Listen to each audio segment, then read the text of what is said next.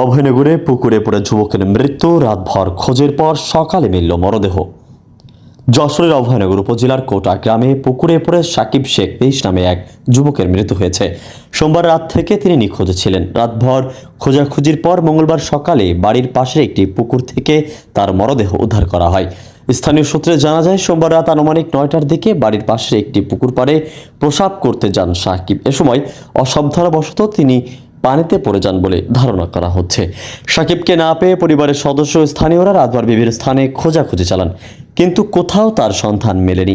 মঙ্গলবার সকাল আনুমানিক 7টার দিকে পুকুরের পানিতে তার ব্যবহৃত স্যান্ডেল ভাসতে দেখে স্থানীয়দের সন্দেহ হয়। পরে পুকুরে তল্লাশি চালিয়ে পানির নিচ থেকে তার মরদেহ উদ্ধার করা হয়।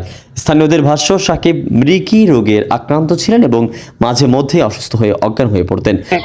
আমি কালকে রাত্রে আনুমানিক 9টা সাড়ে 9টার দিকে যে সময় এই জায়গায় ও পড়লো প্রথম, সেই সময় আমি আওয়াজ শুনে গেছি আগে।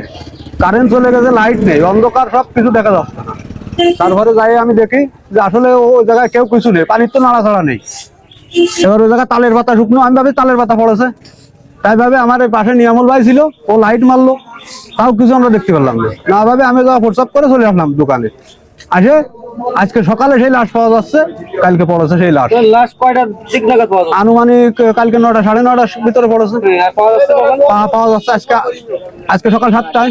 হিসাব করতে মনে হয় বইছিল, বসার পরে ও হঠাৎ রোগ সেতে গেছে, সেতে গেলে ও পানিতে। এই আনুমানিক রাত কয়টার দিকে পড়তে পারে?